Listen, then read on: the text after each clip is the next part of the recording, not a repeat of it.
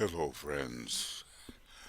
I'm trying to get in one more little program before uh,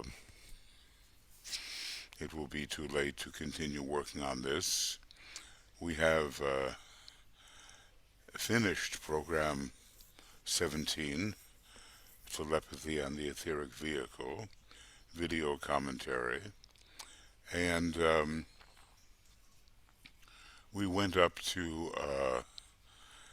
page 46. So we will now be beginning on 46, and this will be program number 18.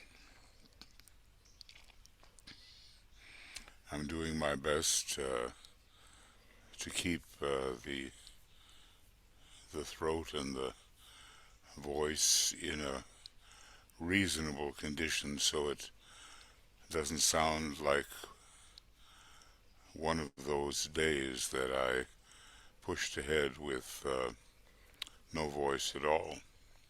We're going to be dealing with the agents that impress humanity. Now, we have,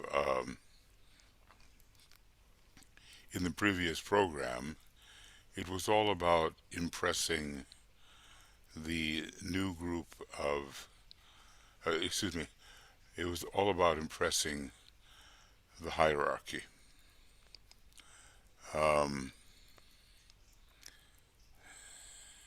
First comes the impression of Shambhala by very high lives, and then comes the impression of hierarchy, and that we have dealt with. Um, DK tells us in a little, what I'll use as a segue, the entire evolutionary history of our planet is one of reception and of distribution, of a taking in and of a giving out. And then this very important statement: the key to humanity's trouble, focusing as it has in the economic troubles of the past 200 years, that's the third ray, and in the theological impasse of the Orthodox churches, that is the sixth ray. So please note that these two rays, which in combination can cause a lot of difficulty, are brought together in what is being called here trouble and an impasse. And DK then goes on and says, the key, and I'll skip, has been to take and not to give, to accept and not to share, to grasp and not to distribute. Just pause for a moment and think of the human beings that do this.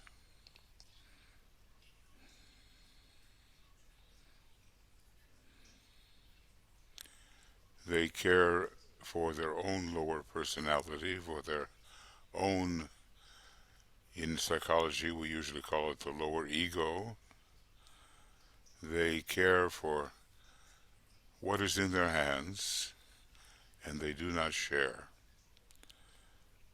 They, and in a larger sense, they do not care about those with whom they should share. We see this in the quite amazing battle that is now occurring between the autocrats and the people who believe in the uh, democracy or the democratic way.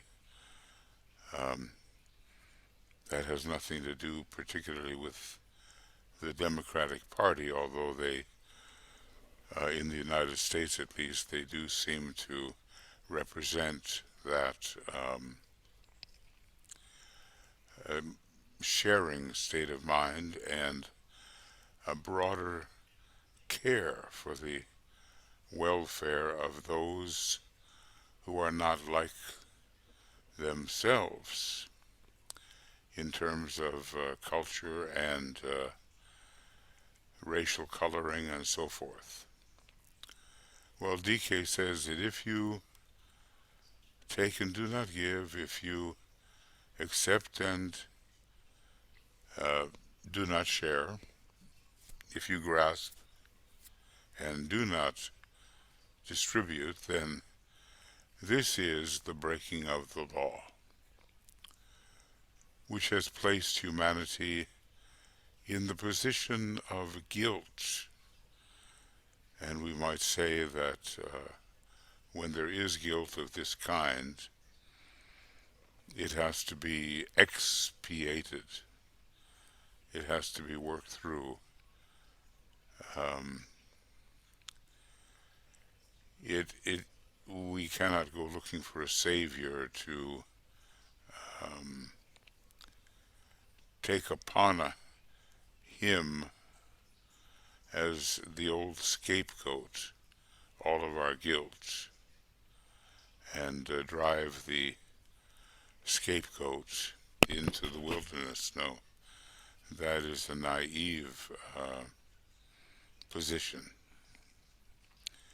We have to correct that which has placed us, or humanity, in the position of guilt. And then he says of the war, and by that I think he means particularly World War II, but he could mean also the greater war, which is a combination of World War I and World War II, beginning in 1914 and ending, in one sense at least, in 1945. The war is the dire penalty which humanity has had to pay for this great sin of separateness. May I interpolate that's considered to be the one great heresy, or the greatest of the heresies. Here's what has happened. And DK tells us, impressions from the hierarchy have been received, distorted, misapplied, and misinterpreted.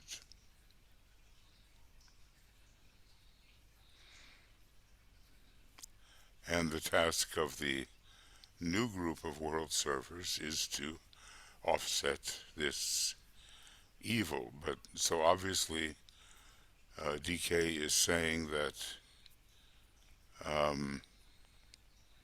to distort what has been received, to misapply it and misinterpret it, is an evil. So there's analogies here that these servers are to humanity what the Buddhas of activity are to Shambhala. They certainly, in each case, do support the structure. And what the Nirmanakayas are to the hierarchy. Well, I've gone through this. Um,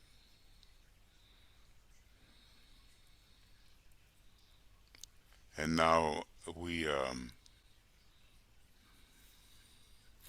well, every time you read it seems to have something new.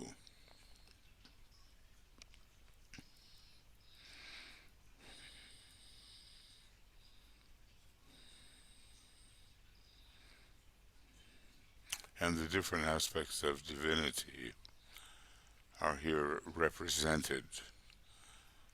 The will, the love, as you see, and um, the active intelligence of God.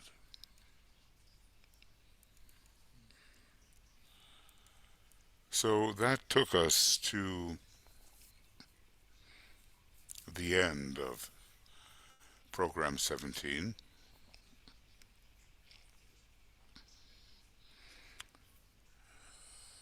In this video commentary, it took us to the 31st, and now we're on the 1st of November, and it is program 18, and we're going to see what happens if we look at the science of impression and it is carried down to the level of human consciousness. We've seen, or at least been informed of, the groups that impress Shambhala, that impress hierarchy,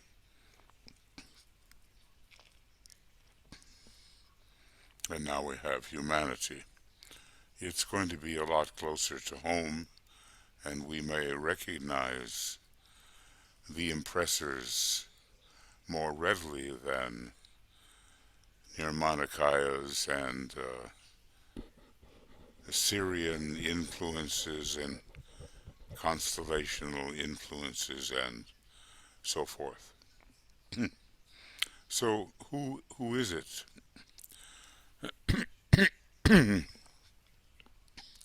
And maybe this will come as no surprise. Who is it that impresses humanity? And the first thing we see is the hierarchy through the stimulating of ideas. Now, may I interpolate that hierarchy lives within the spiritual triad where ideas, not just thoughts, but ideas can be found. So when ideas are brought down and offered to humanity and impressed consciously or unconsciously in terms of the receiving humanity, they demonstrate as a steadily growing and enlightened public opinion. Now we are sorely in need of this enlightened public opinion. Right now, the counterforce is doing a lot of surreptitious impressing upon a great percentage of humanity that is still subject to selfishness.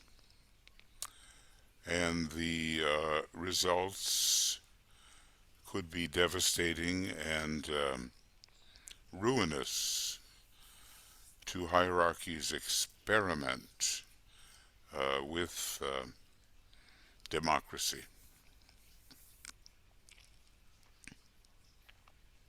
Because there are always those who want power over love, and they'll do anything to acquire that power, even though they have to violate the law of love. So humanity is impressed by the hierarchy through the stimulation or through the stimulating of ideas. Now, whether all human beings will truly receive ideas in their pure form, they can receive some kind of mental formulation, moving from vague to more concrete and clear. And that at least is something. When I looked at the, well, we've all been looking at it, the January 6th, 2021 insurrection, with the attempt to take over the Congress and the Senate and to do many things of an unholy nature. I realized that the people who were the worst perpetrators were not at all stimulated by ideas. They had a certain unconscious drives which they were attempting to fulfill, which, when coupled with misinterpretation or illusion, made for a very violent, thoughtless combination. But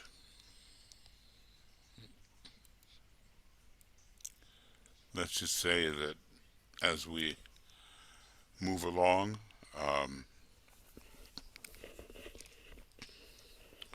a more enlightened public opinion will emerge, would emerge. And that even takes the form of more enlightened thought, not just, let's say, Buddhic, atomic, monadic, etc., ideas. All right, who else or what else impresses humanity? The influence of the ashrams of the masters as they affect the aspirants of the world, the humanitarians and the idealists. Well, of course, these aspirants and humanitarians and idealists are, shall we say, human beings. And through these higher types of human beings, the more average type of human being, who is basically looking for safety and the fulfillment of desire, these people are led into a safer and more plan aligned condition.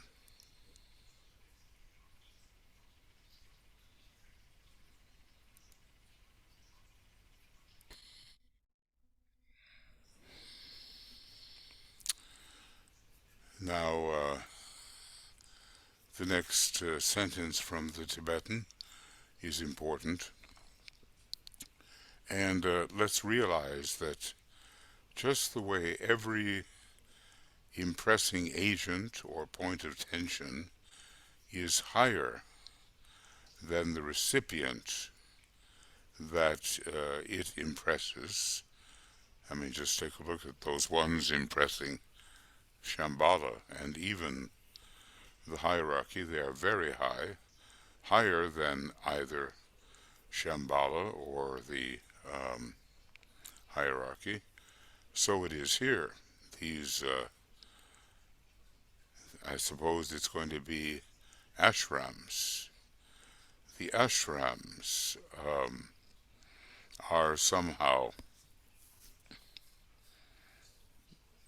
in their thought, in their objectives, much higher than the human beings who are impressed.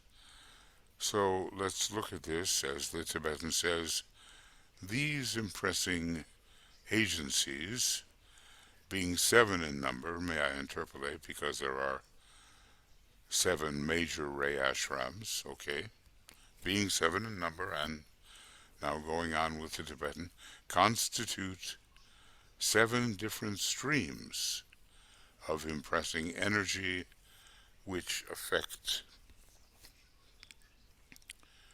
the 7 ray types. Well, sometimes it's difficult to know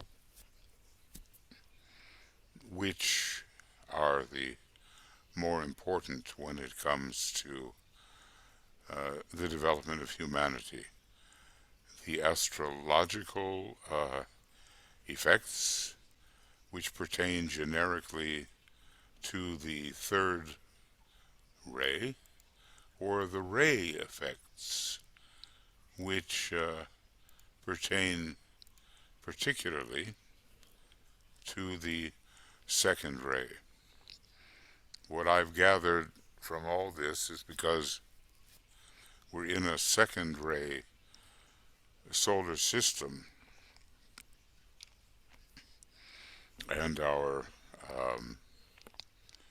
solar logos has a 2nd ray soul, that it is the system of impressing agents, namely the rays, which are of greater importance, then, of course, augmented by the rays coming through planets and different signs or constellations. Okay, so going on with the Tibetan, the united ashrams forming the great ashram of the Christ. We must remember that. The 7 form the great ashram of which the Christ is the head, and Sanat Kumara is even more of a supreme head of the entire hierarchy. And to him, the Christ looks when addressing his Father in heaven. So, the united ashrams, forming the great ashram of the Christ, affect humanity as a whole. This great, it's like hierarchy as a whole, affects humanity as a whole. That is something to really bear in mind. There may be negative effects that are occurring as those who are upon the left-hand path and who follow Lords of the Dark Face, I guess, is a name that used to be called in Atlantis, as opposed to the Lords of the Shining Countenance, and this has nothing to do with the color of your skin. It has to do with the radiation that you give forth. So the united ashrams affect humanity as a whole. And that's why the reappearance of the Christ and the externalization of the hierarchy is so very important at this time when the danger is critical that humanity could so mishandle the present situation that a new and incipient beginning type of humanity would have to be brought forward,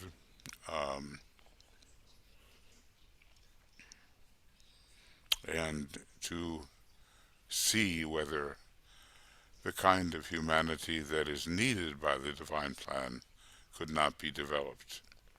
Anyway, these united ashrams, as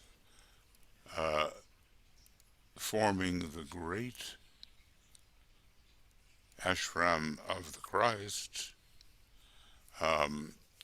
work solely, now think of that word, solely through the new group of world servers whose members are on all rays of all grades of development. Now, does he really mean all? Because sometimes he really emphasizes the second degree as a necessity.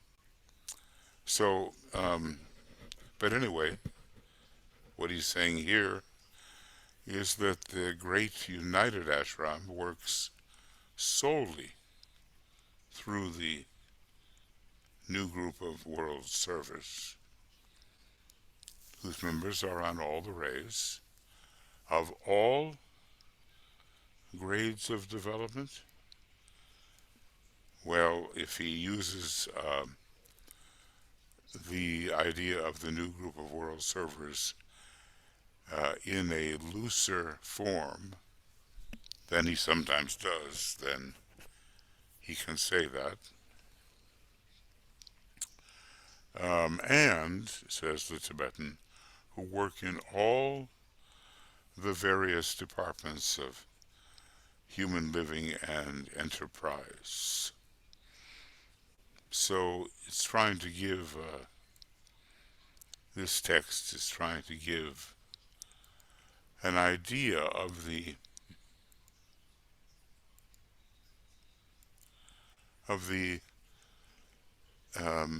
importance of the new group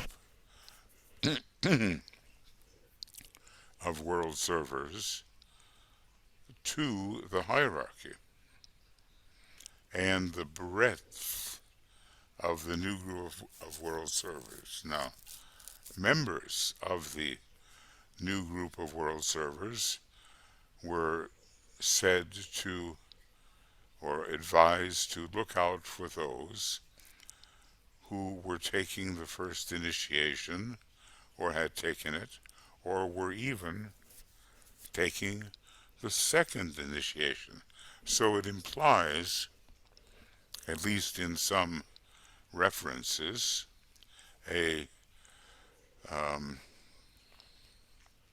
status for members of the new group of world servers, a status requiring the second degree. But sometimes, I guess, he looks at those who can be part of it, and it seems like he includes the men and women of goodwill.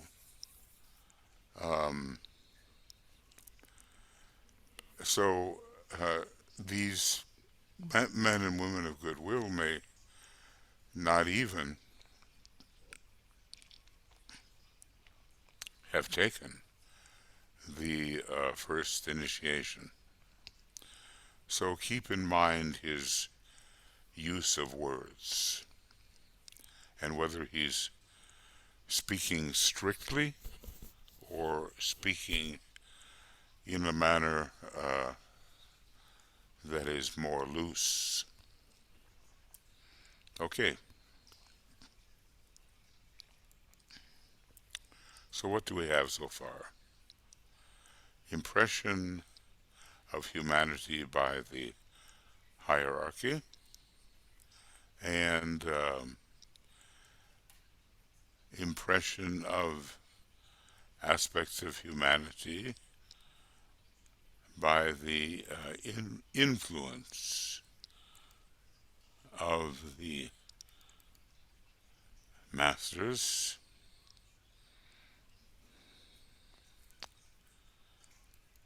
and now we get to point number C.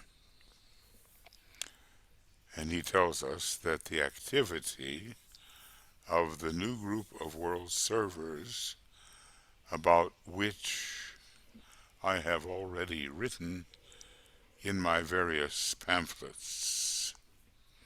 Therefore, repetition is not necessary, and I suppose if you go to the end of page 46 in the book Telepathy, you'll find out where this can be accessed.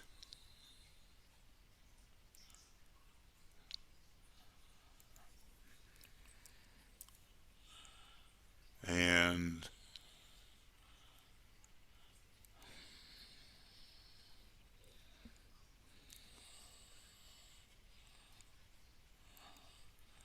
where can it be accessed? Right here.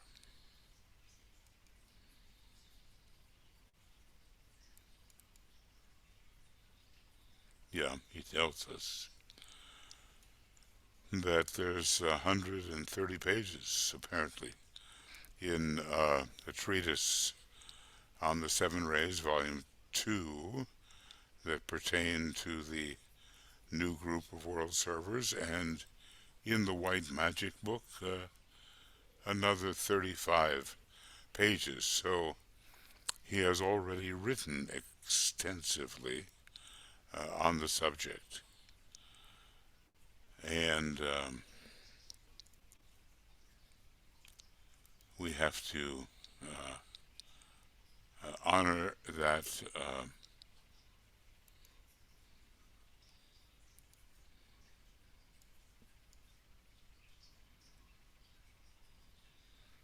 okay.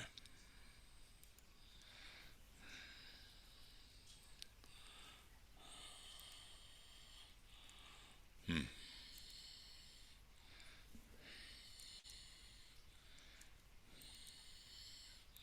Okay. So the activity of the new group of world servers is the third and least powerful but utterly necessary group of agents which impress humanity. So the hierarchy as a whole, the influence of the Ashrams, 7 of them, and then the activity of the new group of world servers, who are themselves impressed solely, it says, um, by the members of hierarchy. Okay. Now, we still are on page 46. We haven't made a lot of page progress, but okay, we're going along. And DK says, it will be obvious to you that I have only touched upon a very few, of the impressing forces of the planet, and have enumerated only a few of the major groups, which are in their intrinsic nature both recipients of impression and agents later of the impressing agent. So when you are a receiver and are being impressed by an impressing agent, your attempt to impress those lower vibratorily than you is a continuation of the forces and energies which impressed you. So let's just say, how can we look at this? The hierarchy impresses humanity, but humanity, or the new group of world servers. And when the new group of world servers impresses certain members of the human race, because hierarchy has impressed them particularly, and the new group of world servers carries on that impression, then the agents which impressed the servers continue to work through the receivers that the new group of world servers seek to impress. Well, like DK said, it's all, the whole history of humanity is one of reception, uh, well, impressing, reception, and distribution. We are working in a way on the supreme science of contact. We're working also on the science of impression, and more specifically, we find telepathy to be a special function within the science of impression and within the supreme science of contact, but he hasn't yet said too much about that. When we arrive at the human family, the reciprocal activity is blocked by human selfishness. It is this, DK is saying this, it is this interruption of impression and this interference with the divine circulatory flow, which, as I have said above, is responsible for sin, for disease, and for the various factors which make humanity what it is today.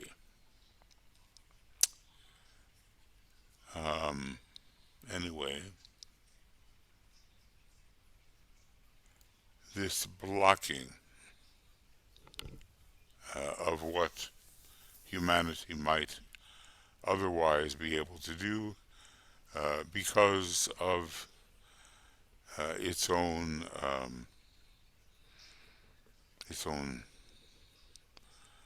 selfishness.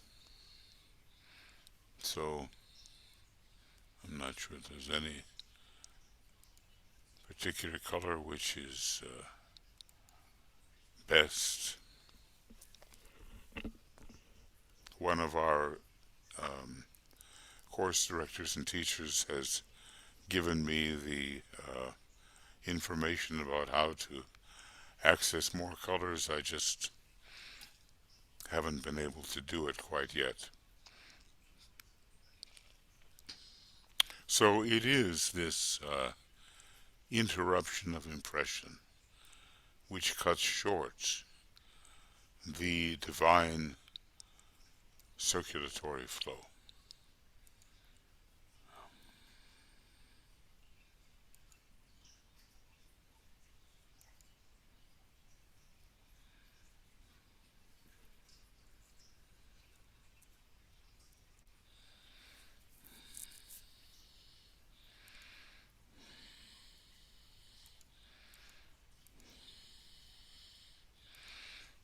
That's quite a formulation of words.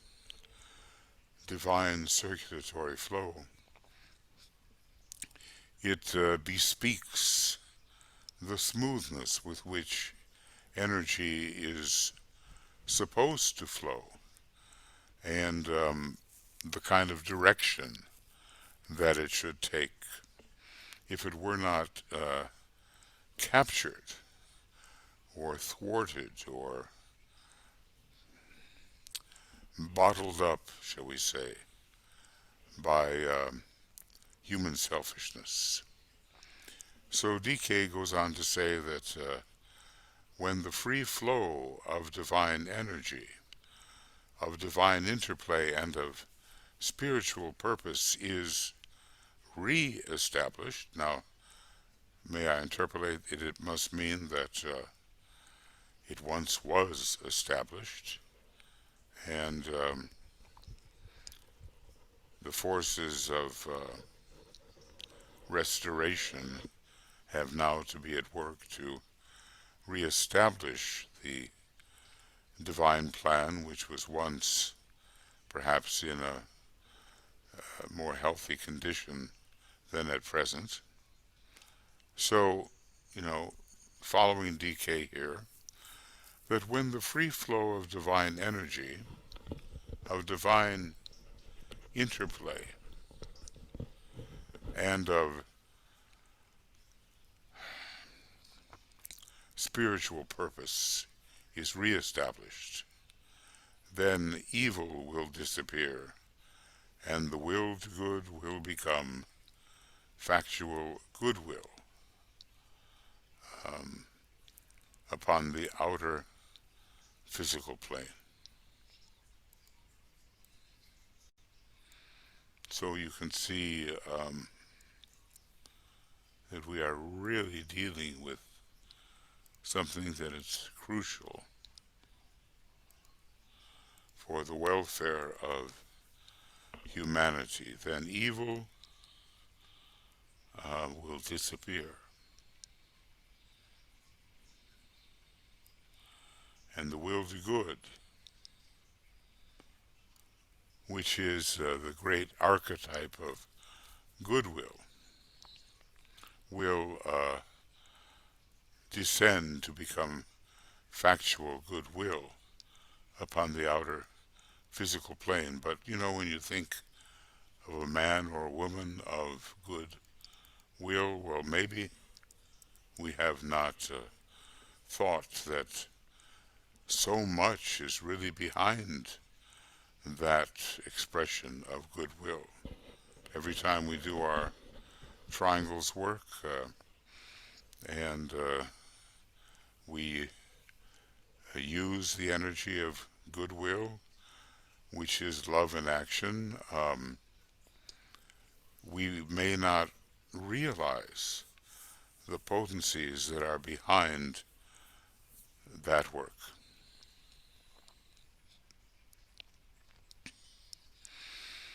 So basically, what we have here is the idea we must not interfere with or disrupt the divine circulatory flow, or there really will be poisoning all the springs of life, cause disease, and lead to disaster and delay. That's taken from the 15 councils in white magic, which begin on page 473. So humanity is in a state of crisis, and the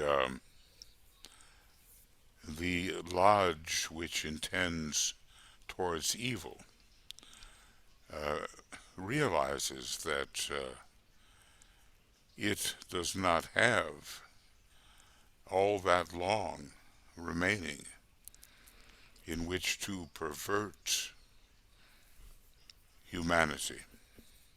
So successful has been the work of the Christ.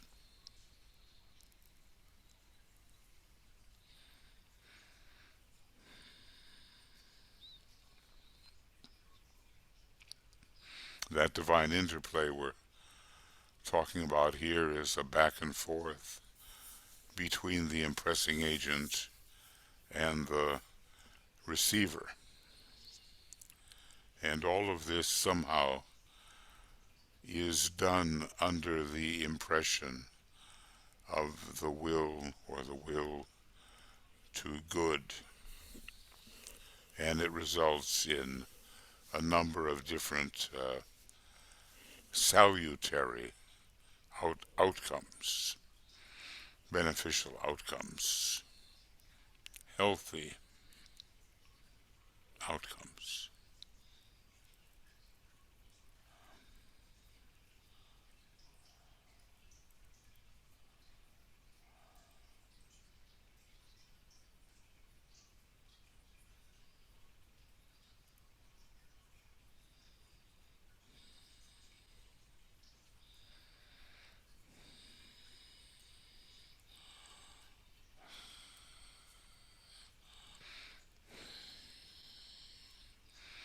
Okay,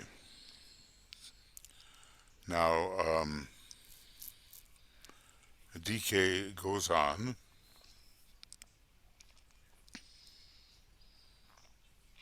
and he says the following.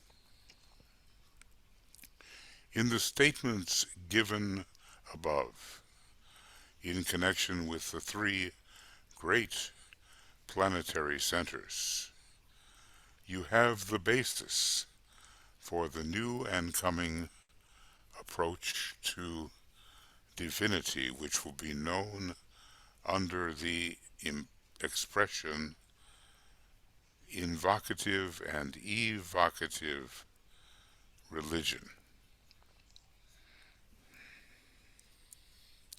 Well, what we've just studied is the very high impressing agents of the members of the council at Shambhala, the agents, including Shambhala and the Nirmanakayas,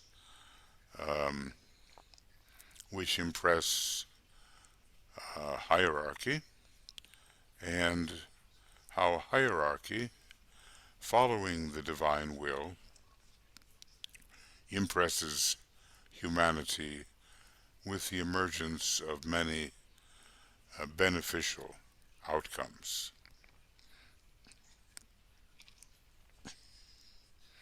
I suppose we could ask, do I have the feeling of being impressed? Or the feeling, well, the sense, well,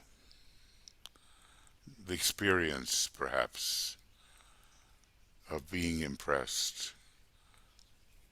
Who or what is impressing me? And how do I know that? And what is the registration of that impression really like?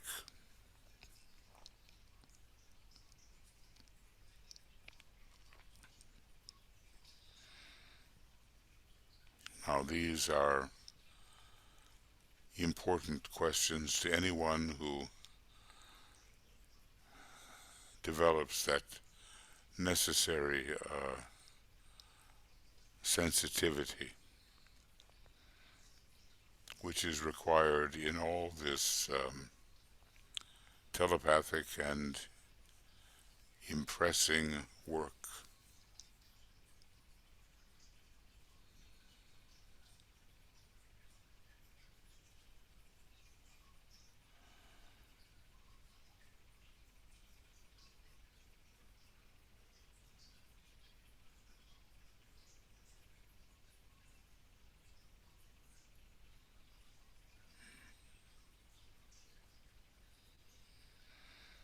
Okay.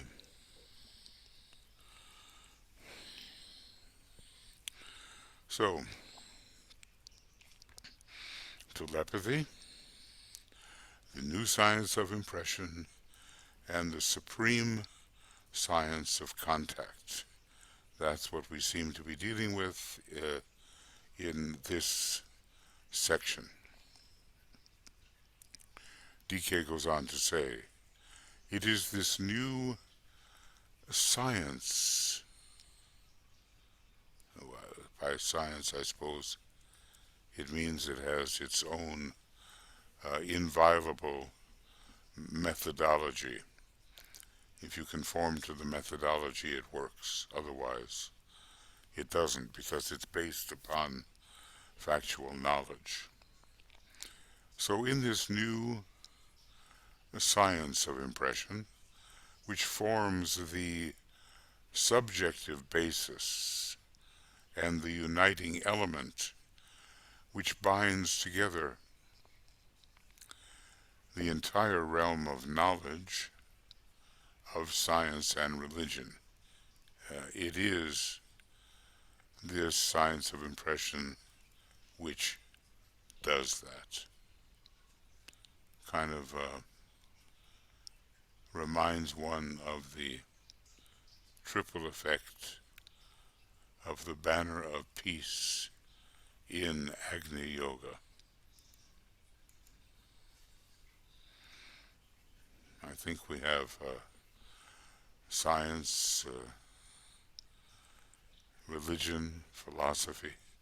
I may be wrong about what those three balls in the center of the Agni Yoga flag really represent, but not too far off. We can look that up, of course. But we're binding together realms of knowledge which oftentimes fight with each other. The sixth ray narrow religious impulse has fought with science, and the broader types of religion have fought with the narrow types of religion.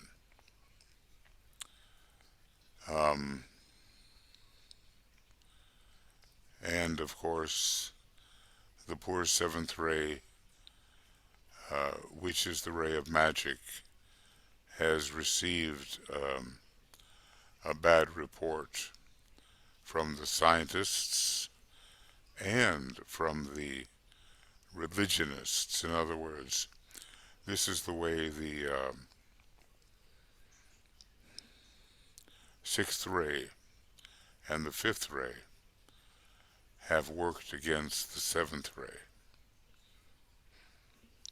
There are these unexpected, or if you study carefully, they will be expected, lines of relationship between different methods and different rays and different points of tension.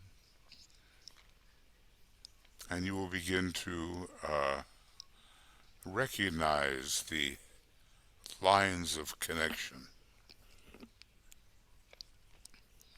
between them,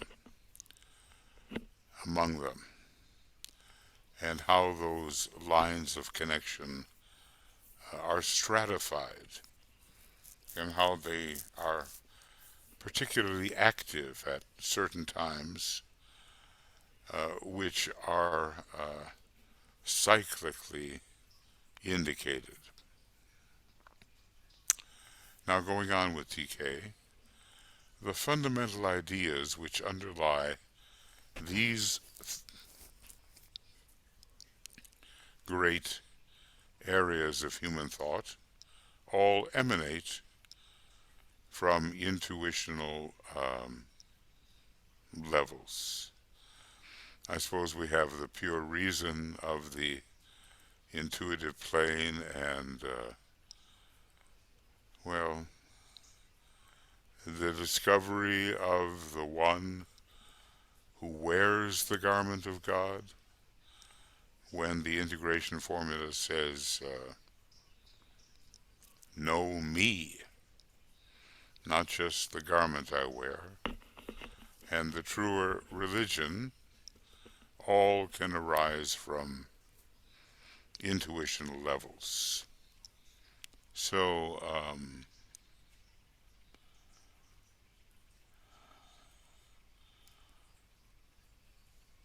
the great areas of human thought,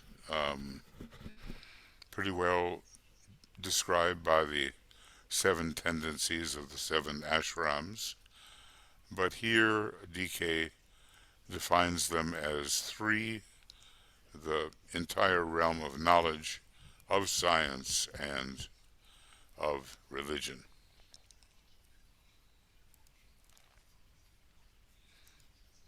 Hmm.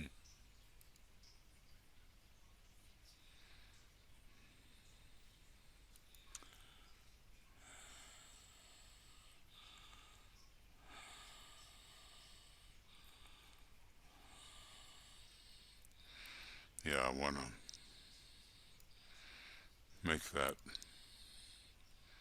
just a little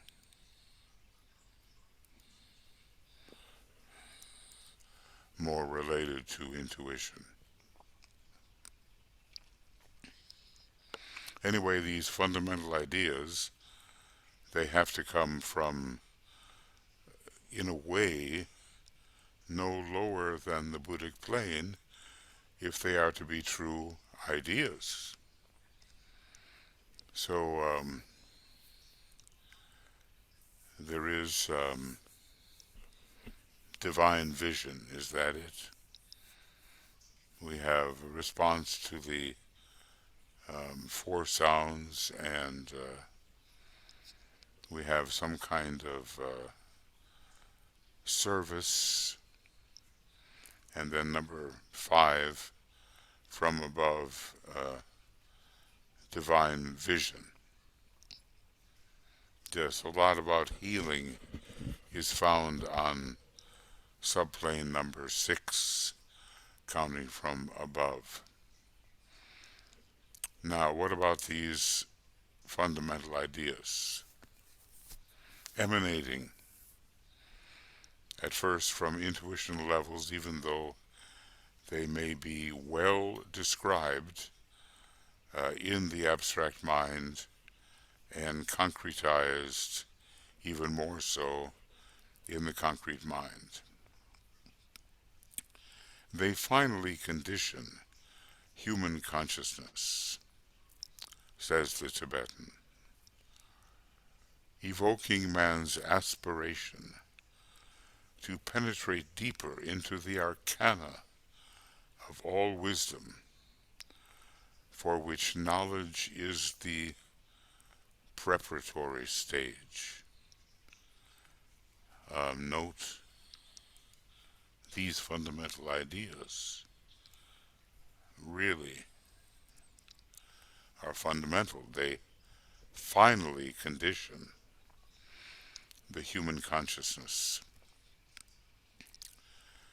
And the result, no matter how they reach the members of the new group of world servers or average man, is to evoke the aspiration to penetrate deeply into the true occult, esoteric, i.e. arcana, well, the arcane causes of things, for which knowledge is the preparatory stage. So, let's look at that. And we are very fortunate that at this time the approach of the hierarchy makes possible this deeper penetration into the true sources of wisdom. Now we're dealing here, the Tibetan is quite a bit with the science of impression. He's no longer being quite so specific as discussing, it's a long one, huh? Discussing telepathy. And basically, because this is so long, I'm certainly not going to finish it tonight. But then will come, what we've been waiting for in a way, this supreme science of contact. And right now, that's on page 52, and we are up here on page 47. Yeah, and we'll at least make our way into 48. So the middle condition is the science of impression as part of the supreme science of contact. So this science of impression is the mode of life of the subjective world. Now subjective, notice not just subtle, but subjective. The mode of life of the subjective world, which lies between the world of external happenings, which is, as he says, the world of appearances and of exoteric manifestation, and the inner world of reality. Well, we have objectivity, subtlety, subjectivity, and true reality, which is at a point, exists at a point beyond subjectivity.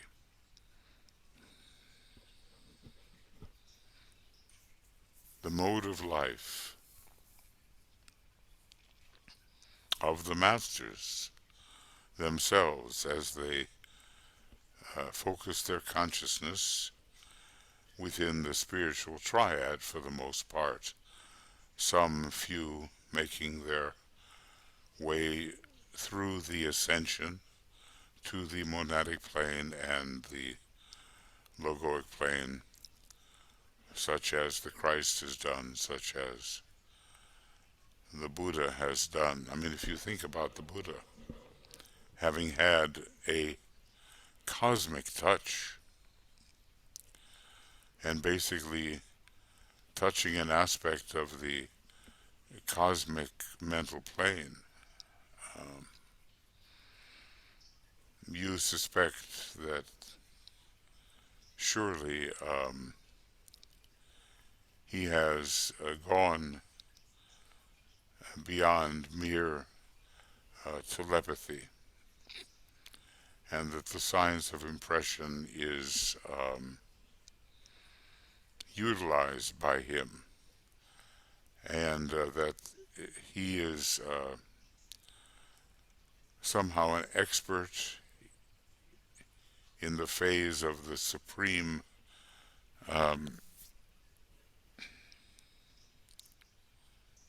what's it called? the supreme science of contact. That's what it's called. That he is an expert there, and that he uses, of course, that kind of knowledge, which makes him already a resident of Shambhala at important cyclic events taking place on the earth.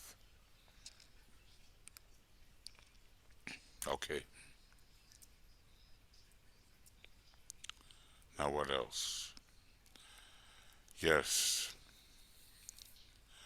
So DK places the science of impression between the world of externalities, appearances, exoteric manifestations, and the inner world of reality, which transcends what we normally call subjectivity. But from another point of view, subjectivity rises through point of tension after point of tension.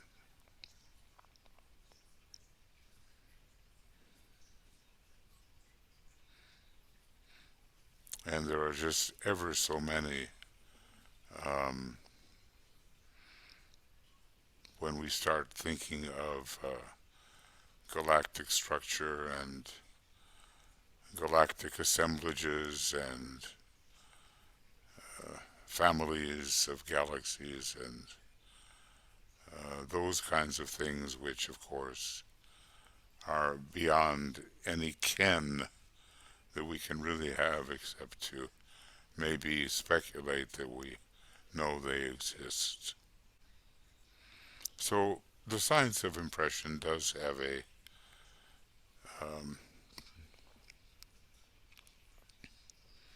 kind of a triadal midway position.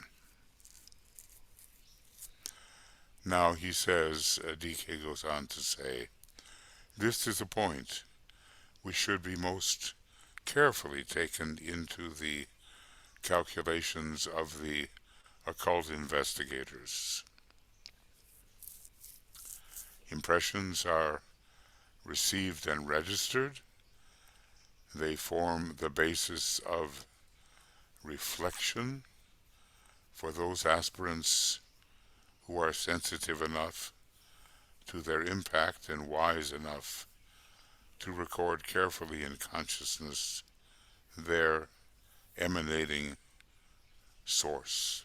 So we're still somehow dealing a bit here with impressions upon humanity.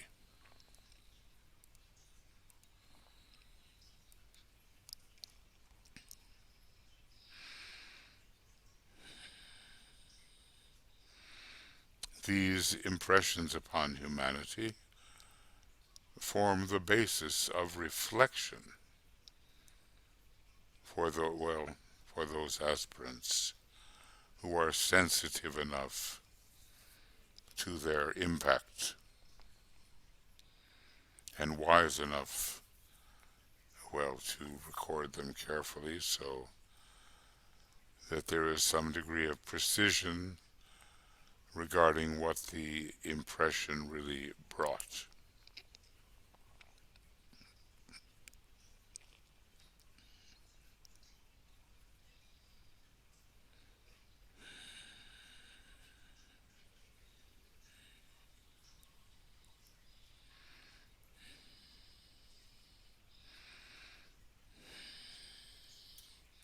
And I'll make this just a little bigger.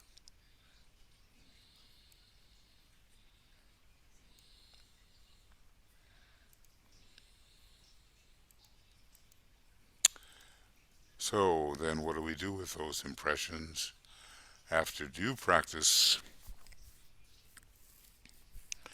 This period of brooding upon the registered impression is followed by another period wherein the impression begins to take the form of an idea.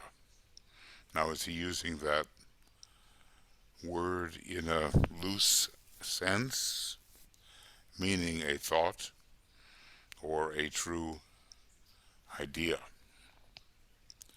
And from that point, it follows the familiar course of translation from an idea into a presented ideal. It then comes under the invocative appeal of the more concrete-minded until it finally precipitates into outer manifestation and takes form. Well, we see it's not an instantaneous process. There is due practice. There is brooding upon the impression, and there is what you might call condensation. The impression begins to take form as an idea.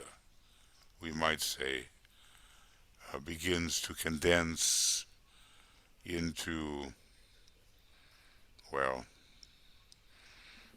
a true idea, or is it really a high thought? From that point, it follows the familiar course of translation from an idea, or maybe we have to say a powerful thought, into a presented ideal. It becomes further condensed, further isolated, we might say, and it then comes under the invocative appeal, says the Tibetan, of the more concrete-minded, until it finally precipitates into the outer manifestation and takes form. So, from the world of reality and through the science of impression and through the condensation of those impressions into powerful thoughts, and the powerful thoughts, or loosely ideas, begin to condense even more among the concrete-minded, and they work upon it until what began as reality and the science of impression works itself out onto the dense physical plane, which, after all, is necessary if we're going to work with the divine plan. So, DK says something new now.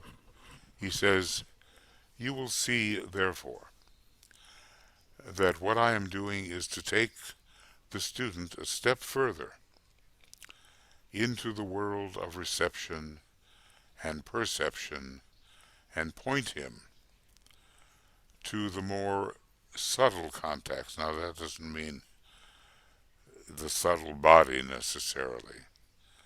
See, we have to be careful about the words, but more subtle contacts which lie behind those concepts and are definitely regarded as definitely nebulous and to which we give the name intuitions, which emanate really from the Buddhic plane. So everything that is going to uh, precipitate into the outer world um, begins on the intuitive plane or higher. He wants to take the student a step further and point him to the more subtle contacts which lie behind those concepts which are regarded as definitely nebulous, and which at first, before they really begin to condense into abstract thoughts and concrete thoughts, remain in this nebulous condition. You kind of brood upon them. You know that something has, as it were, struck your consciousness. But what was it? What was its import? What did it have really to say? And gradually, clarity ensues. Now we have a lot more, which I'm not going to get into tonight, both for your sanity and mine and my health. Yes, it's a whole nother program. One can see that. So, and we've gone as far as page 48, I guess. Yeah, we've gone as far as page 48. So,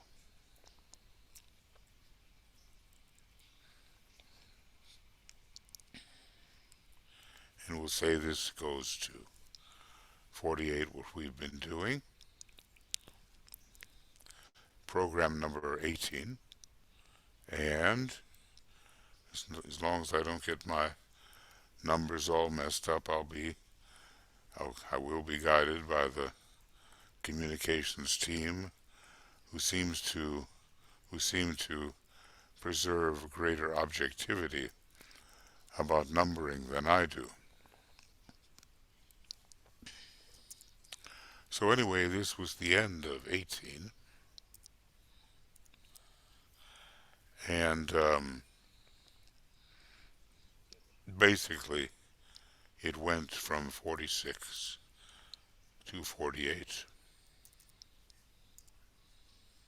I certainly am hoping that I am, looks like I'm giving you the right, right visual.